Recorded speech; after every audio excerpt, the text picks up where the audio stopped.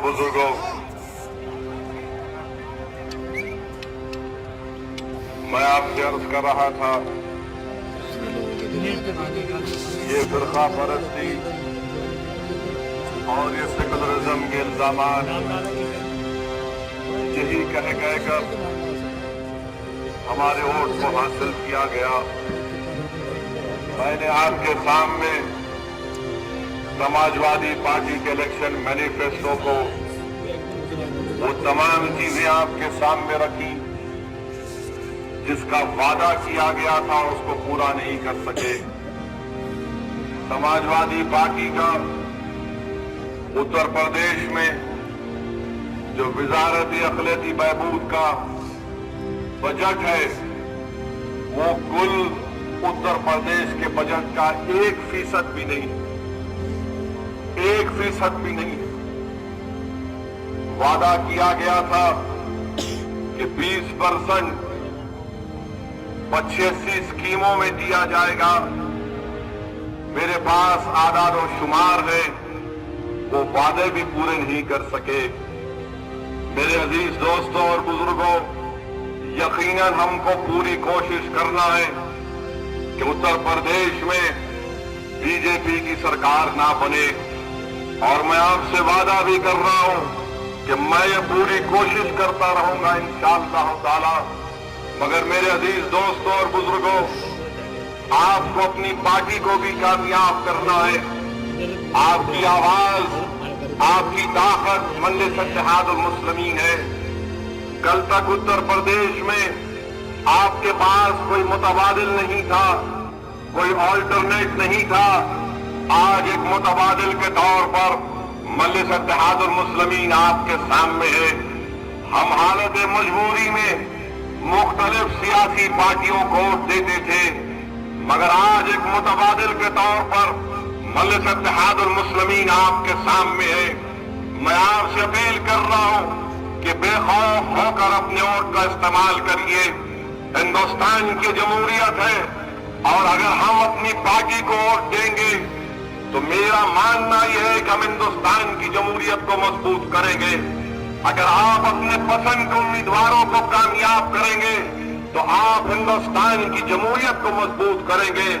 अगर आपके वोट से आपका नुमाइंदा कामयाब होगा तो ये इस शख्स की या इस पार्टी की कामयाबी नहीं होगी, ये हर उस शख्स की कामयाबी होगी जिसने मजलिस के हक में अपने वोट का इस्तेमाल करेगा।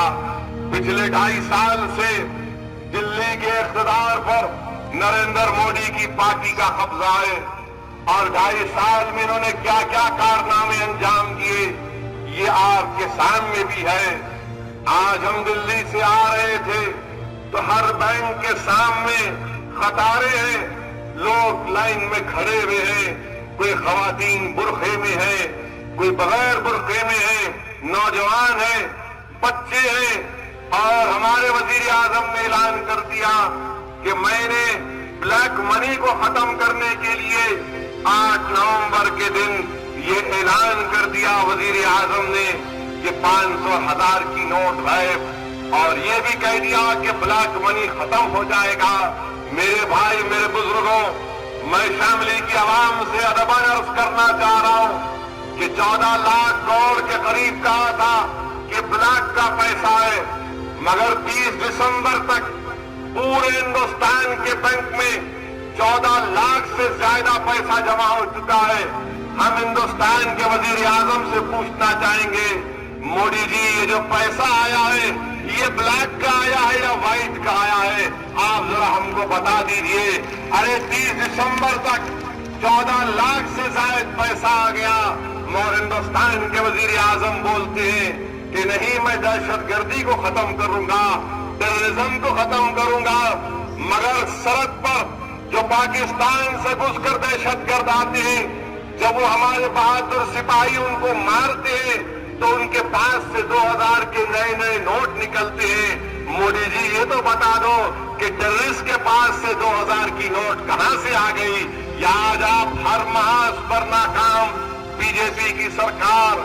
अब तो हद ये हो गई कि बीएसएफ का एक जवान जो कश्मीर में मुतैन है, जो हिंदुस्तान की सरहद की हिफाजत कर रहा है, सर्दी है, है, तरफ है, और वो जवान पुकार कर मोदी जी से कह रहा है कि देखो हिंदुस्तान के वजीर आजम, मैं तो अपनी बीवी बच्चों को छोड़कर अपने वतन की हिफाजत करने के लिए सर्दी में खड़ा हूं, और भारत सरकार हमको क्या देती है?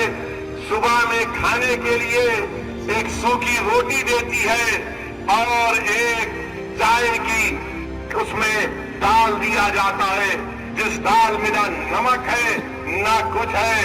अरे हिंदुस्तान के वजीर आजम, कहां गई वो देशभक्ति की आपकी बातें, जब हिंदुस्तान का एक बीएसएफ का जवान सोशल मीडिया के जरिए तड़प तड़प कर कह रहा है कि हमको खाना नहीं मिलता, हमको बराबर राशन नहीं मिलता। मेरे अजीज दोस्तों और बुजुर्गों, बीजेपी की सरकार 2.5 साल में बड़ा वादा किया था। जब पार्लियामेंट के इलेक्शन हो रहे थे, यहां से बीजेपी के सांसद हुकुम सिंह के लिए इंतखाबी मुहिम चलाने आए थे, तो बीजेपी के उस वक्त नरेंद्र मोदी कहते थे अपने जलसों में, अच्छे दिन, तो वहां से आवाज आती आएंगे।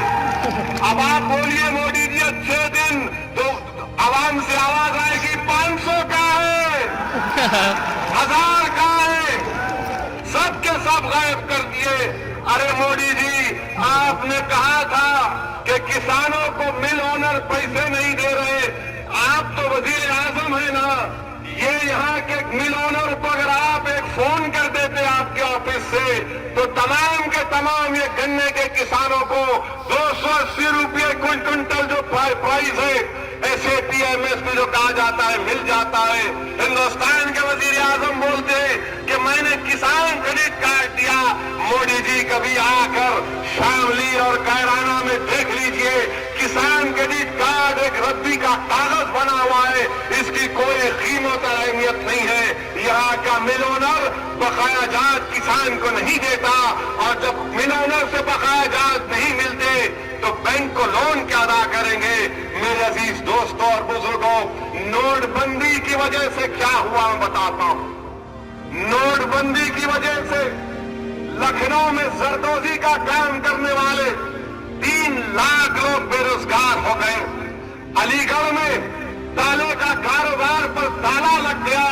फिरोजाबाद और मुरादाबाद में ब्रास का और ग्लास का काम खत्म होकर रह गया। मगर हिंदुस्तान के वजीर आजम बोल रहे कि मैंने 500 को गायब कर दिया, 1000 को गायब कर दिया।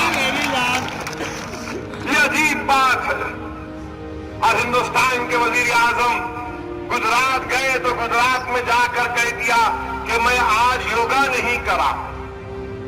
अरे आप योगा करो या मत करो, मगर गरीब के घर में चिराग नहीं जल रहा। नोटबंदी के नाम पर हिंदुस्तान का सत्यानाश कर दिया इस हुकूमत ने।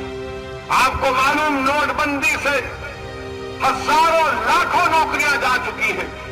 गरीब परेशान है। आज भी बैंक की लाइनों में कोई दौलतमंद असदुद्दीन ओवैसी की तरह नजर नहीं आएगा। वहां पर रोज काम करने वाला आदमी नजर आएगा। आज आप बताइए मेरे भाई, कहां तक इस हुकूमत अपनी गलत पॉलिसियों से क्या क्या करती जा रही है। आज बीजेपी अगर ये समझ रही है कि जिस तरह पार्लियामेंट के इलेक्शन में वो खेल खेला गया, उत्तर प्रदेश में दोबारा वो खेल खेला जाएगा, नहीं होगा इंशाअल्लाह ताला। यकीनन मेरे भाई, हमको अपनी पार्टी को कामयाब करना है, बीजेपी को शिकस्त देना है। ये समाजवादी, इसमें अब दम कम नहीं है। बाप बेटे साइकिल के लिए लड़ रहे हैं, बेटा बाप बोल रहा है कि मुझे साइकिल मिलनी चाहिए। ये अजीब मंजर आपके सामने है। मैं आपसे सिर्फ इतनी दरख्वास्त करने आया हूं कि आप अपनी पार्टी का साथ दीजिए। मजलिस इत्तेहाद और मुस्लिमीन आपकी पार्टी है मेरे भाई, इस पार्टी को मजबूत करिए। ये समाजवादी, ये कब तक उत्तर प्रदेश की सियासत इस तरह चलती रहेगी? कोई बोलेगा नेताजी के पीछे भागो, कोई बोलेगा बुआ के पीछे भागो, कोई बोलेगा बबुआ के पीछे भागो, कोई बोलेगा मोदी जी के पीछे भागो। मेरे भाई, ना तुम नेताजी के पीछे भागो, ना तुम मोदी पे भरोसा करो, ना तुम बबुआ पे भरोसा करो, ना तुम बुआ पे भरोसा करो, अपने आप पे भरोसा करो। एक मर्तबा अपने आप पर भरोसा अपनी पार्टी का साथ दो, अपने भाई को कामयाब करो। अरे 70 साल हम तमाम ने इनका साथ दिया, ये तमाम चीजें आपके सामने है।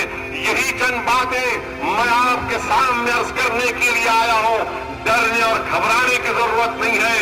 हिंदुस्तान में हम एक बाइज्जत के शहरी हैं, हम यहाँ पर दूसरे दर्जे के शहरी नहीं हैं। इस मुल्क के चप्पे चप्पे पर मेरे भाई हमारे असलाफ की निशानियां हैं, हमारे असलाफ की रूहें तुमसे पुकार पुकार कर कह रही हैं कि उठो, मुत्तहिद होकर अपनी पार्टी का साथ दो।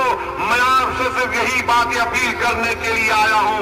अल्हम्दुलिल्लाह आज यहाँ पर पहली मर्तबा आया हूं, आखिरी मर्तबा नहीं होगा। मैं एक अज़म किया हूं और अपने आप से वादा किया और आपके सामने कह रहा हूं कि मैं जब तक जिंदा रहूंगा मैं इंशाअल्लाह ताला आपके दरमियान में रहूंगा। मैं जब तक अल्लाह मेरे जिस्म में सांस को बरकरार रखेगा, जब तक मौत मेरी रूह को नहीं कब्ज कर लेगी, मैं तुम्हारे दरमियान में रहूंगा। मैं गरीबों के लिए लड़ता रहूंगा। और मेरे भाई उठो, मेरे भाई उठो, उठो नौजवानों, बेदारी से उठो। ये कब तक ख्वाब गफलत में रहोगे? ये कब तक तुम इन तमाम पार्टीज का साथ दोगे? अरे तुम बीजेपी से डर कर कब तक इन लोगों का साथ दोगे? अगर बीजेपी को रोकना है तो मनरस का साथ दो।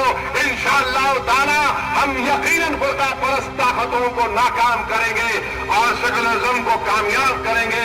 यही चंद बातें मुझे आप तक कहना था। शुक्रिया। खुदा